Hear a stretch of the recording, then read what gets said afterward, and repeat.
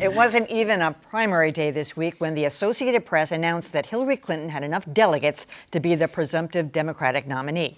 The announcement sent other news organizations scrambling.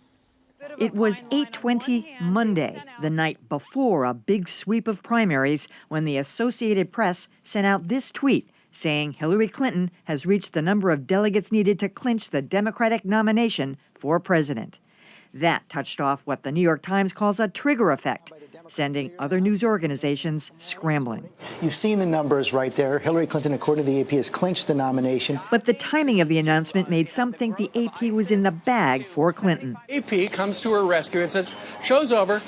Don't even waste your vote. On the other hand, maybe not. I think it actually helped Sanders to have this happen. I don't know. I think it's just stupid that the AP did it. The concern that calling the race the day before several big primaries might discourage people from voting. The Clinton campaign is worried some of her supporters in California might stay home, thinking the mission is accomplished. But it was Bernie Sanders supporters who were particularly outraged, putting snarky posts on social media. Saying, look, the Associated Press called it for the Warriors. No need to play game 3 and 4. The AP is defending itself, saying once it had polled all superdelegates, they knew they had a story, and news doesn't wait.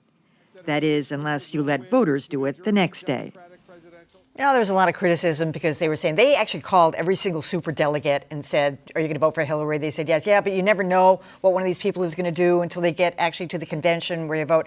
I thought they did a very thorough job of reporting here.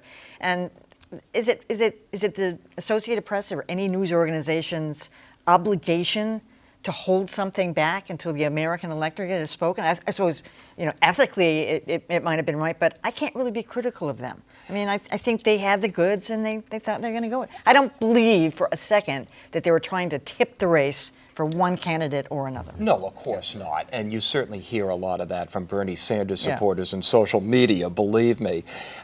My objection to it, and there wasn't anything really wrong with it, but I think it kind of fell into the category of a stupid pet trick. And that is, we know that we're going to be calling it for Hillary Clinton Tuesday night after the polls close. Let's see if we can, you know, check in with the superdelegates one more time and make the call a day early. And they were successful in doing that. But we don't know who the superdelegates were. We don't know how firm their support was. And because Hillary Clinton did go over the top a few hours later, we'll never really know whether the AP got it right or not. But they certainly got a big headline out of it. So good for them.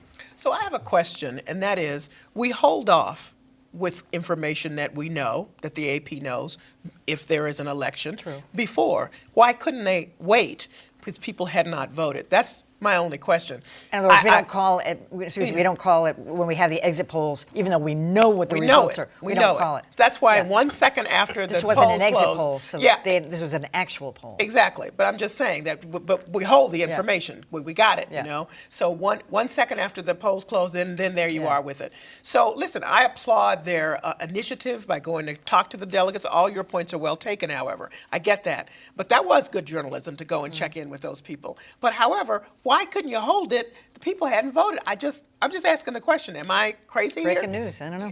It wasn't that much breaking. I just don't get it. You know, I think the same thing with Trump. Yeah, I think you can frame it though differently than I think what's a little troubling, I find, is that this was all AP called it for Hillary to have it. AP could have done this the way they would handle a typical story, which is superdelegates have told the Associated Press that they will commit, and if that is true, if they handled it the way they handle a story themselves that they're reporting, I think they would have found a little bit of a middle ground. Right. Yeah. But by being the organization that calls the nomination, I think they've set themselves up into a situation where they're going to get the criticism that they've gotten. On the other hand, all the other news organizations went running. There was a piece in the New York Times, Andy Lack from NBC was having dinner with Matt Lauer, went running back to the newsroom. We got to get this, we got to get it, you know. I mean, that was the right, I mean, everyone had to chase it once the AP had it out. And I mean, the backdrop is that they've been calling superdelegates since the fall. So yes, it was a bit of a stupid pet trick, but they've been working on on this for months. So once they got the goods, of course they weren't going to sit on it, and they had to go with it because in a few hours it would have been timing was suspect. Yeah, well, it would have been a moot. I mean, who cares if they published it 24 hours later after the primary was done? So they had to rush it. So I think it was a good move on part of the AP. I do agree with Tom. Probably to make sure that with the language to say that they didn't call it, it was it's more we called superdelegates, and this is where everybody is, and this is what we found out about the primary. It is the kind of thing that annoys people, though. I think it's terrible. I think it's terrible, and I don't blame them for being mad about it. I really don't, because I think Tom is exactly right. The anonymity of the process, I think, is troubling. These superdelegates, half of these superdelegates, or maybe more, are elected officials anyway. So why should this be anonymous? Why couldn't AP say these are the people who have now said they will vote for Hillary? And by the way, I want to just briefly address the conspiracy theory that has arisen over the fact that the Clinton campaign had prepared a tweet about the AP call like the weekend before. The thing is, there was no question on the face of the earth that they were going to have a reason to use that in the next few days. So they got it ready ahead of time. It's not a conspiracy theory.